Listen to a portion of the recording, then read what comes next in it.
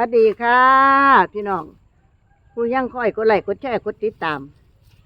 ให้แม่ใหญ่สังเวียนหน่อยระฆังทองมื้อนี้สิมีก่อนร้องก่อนละมาตอนมาฝากถือเกี่ยวมานำมาเป็นหยังนกเกี่ยวได้นี่ มันเป็นเหล็กง้อทำทาให้พี่น้องเบิ่งมื้อนี้มีนิทานเรื่องลูกเคยพี่เป่าพ่อเฒ่ากระเทินสมมติว่าผู้ขาเป็นนางเอกซะได้บัดเป็นนางเอกบัดนี้ได้ผัวจานกับจานหูหนวกดอกเว้าจังหนึ่งกับไปจังหนึ่งเว้าขั้วดำไปตามขั้วดอนบ้านนี้กะทิเล่นให้พี่น้องฟังแก๊กน้อยๆหยิบยกเอาบางตอนเนาะพี่น้องเนาะเอาอ้ายหมอแค้น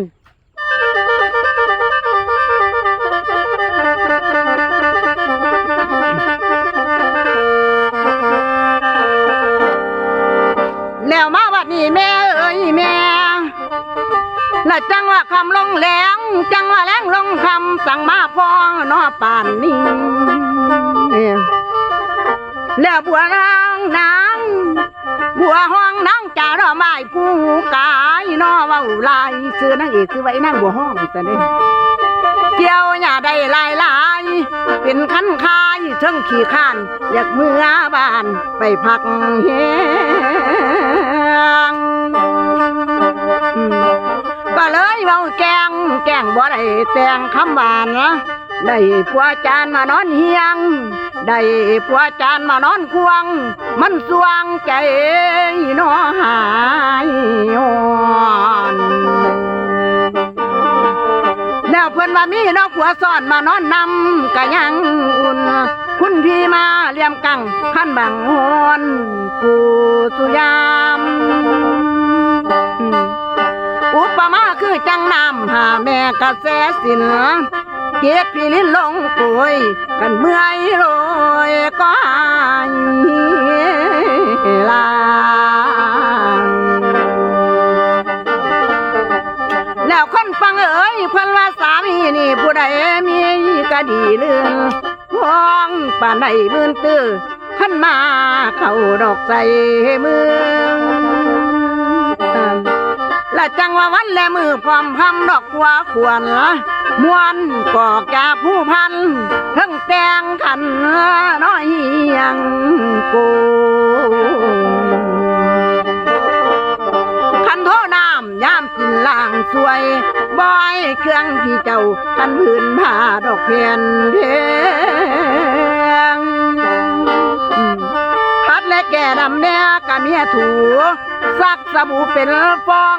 ทั้งฟองเอาเวลงลางบ่เคยวางคองเข้าเฮือนสามน้ำสีคอยเอาใจสามีและทำความนี้บ่ดังพอยตาเว้นคอยแล้วพี่จานมาเมื่อบานอย่าอยู่โดนเดนอคนโอ้ยนาโอ้ยเด้อ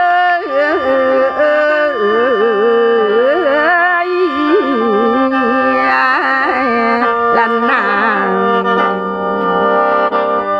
โอ้ยเกี่ยวหยาก็จะเป็นเมยมันขั้นมันค่ายอยากเมื่อกระพงอาจารย์ห่วยเฮ็ดหยังอยู่เด้มาเมื่อเถอะข่อยเมื่อยแล้วไปมาเมื่อเจียจังไดเอามานี่เจียจังไดอยู่ดิอีหยังดอกแม่แต่ข่อยทางหญ้าข่อยก็มีบ่แห้งเลยอย่างนี้ข่อยชวนเจ้าเมื่อบ่แม่นให้เจ้าเกียเอ้าซั่นบ่จังซี่ล่ะพี่น้องจังไดอยู่นี่ก็ได้ผัวจานน่ะมันหูหนวกอันหูหนวกก็เว้าแนวนึงก็ไปแนวนึงมาพาข่อยเมื่อ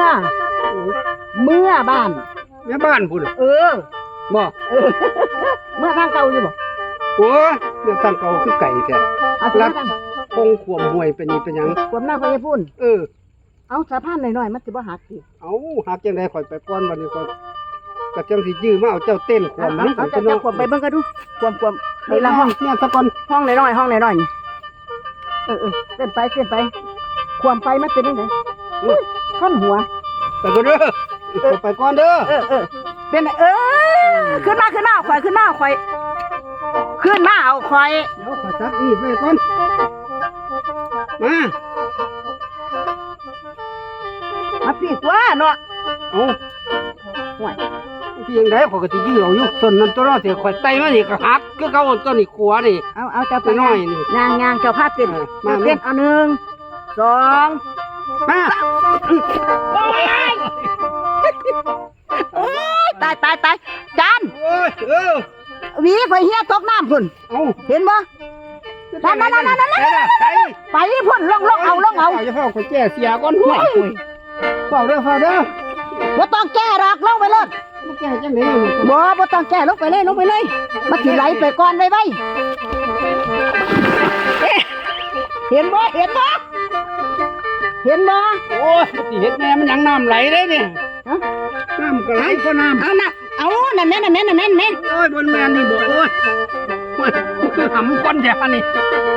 บัว แล้วมาว่านี่พี่เอ้ยพี่หัวห้องนางมองน้ำสนเห็นหัวตนลงในห้องเห็นอยู่บ่จาน บัว โอ้ยสงสารสงสารหัวบัวห้องสงสารหัวบัวห้องทั้งแล้วคิดขันเอาเอื้อขันใจน้องดอกห่วงน้ำ โอ้ยมันไหลไปทางไหน เห็นเล่าง้มขันบ่ยันทั้งจมขันลายันเล่าทั้งหันทั้งงมขันจมไปนอลายดา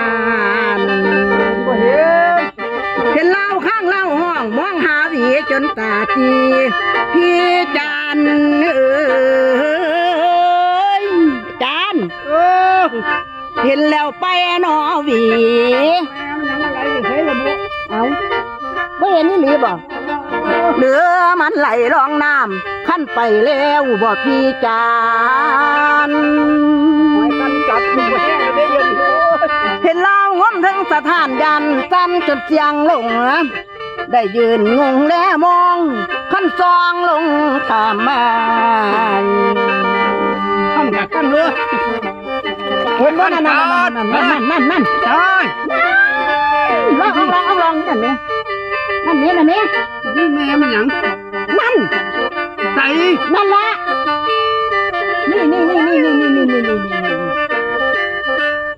ใส่ละ ไม่เห็นบ่เลย บัว นั่นแม่เลยนั่นแม่ เนี่ย เออ หวีตัวนี้ อ้าว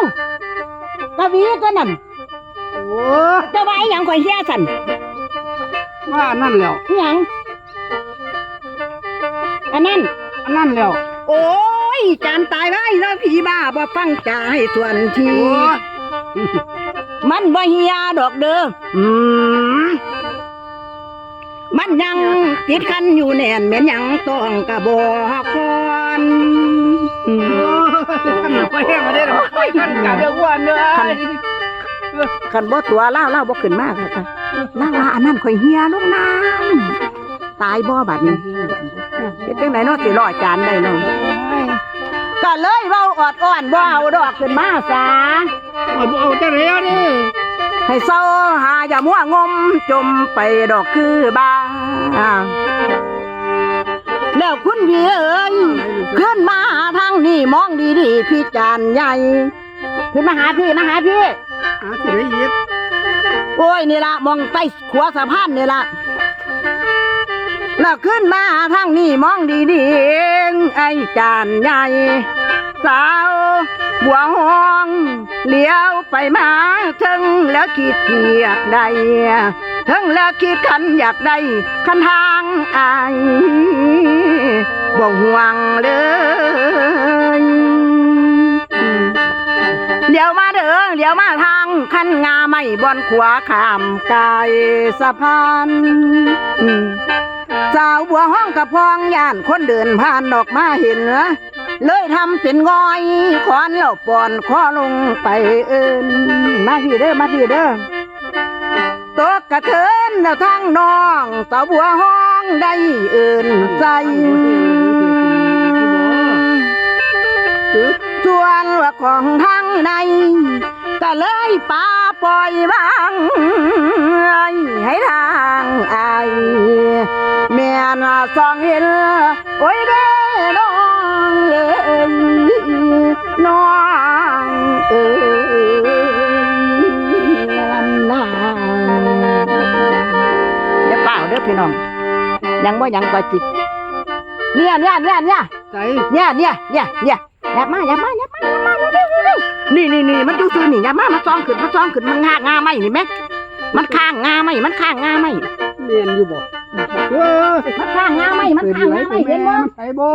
เห็น เห็นบ่ บ่เห็นไอ้นั่นบ่ เห็นไป โอ้รู้ตกสาวนี่นั่งตกจีบัดเดี๋ยวแท้ๆมันก็ไปลีอยู่หันตี มาจ้าขึ้นเลยมันบ่เฮียดอกอันนั้นมันขันน็อตได้ดีคือหยังนี่ขึ้นมาเดี๋ยวนี้ คนมาหมด ขึ้นมาเร็วแตกเบิดตัวเฮียงเลยตั้งเด็กคอกมันแล้ว โอ้ยจังสิล่ะพี่น้องจานซัวคักซัวแน่เฮ้ยเอ้าขอบุญขอบคุณกันแล้วกันเด้อให้พี่น้องเบิ่งตัวอย่างบางตอนอันเรื่องลูกเคยพี่เป่าพ่อเฒ่ากระเทินหรือว่าจานหูหนวกคันพี่น้องอยากเบิ่งในเรื่องนี่กะจ้างไม่ใช่สังเวียนหน่อยระฆังทองเด้อไปลินให้เบิ่งไปล่ำมูก็ได้ล่ำมูล่ะเรื่องเนี่ยเอาขึ้นมาเด้อพ่อใหญ่ทองขึ้นมาเด้อ แมวดิ ขอบคุณค่ะ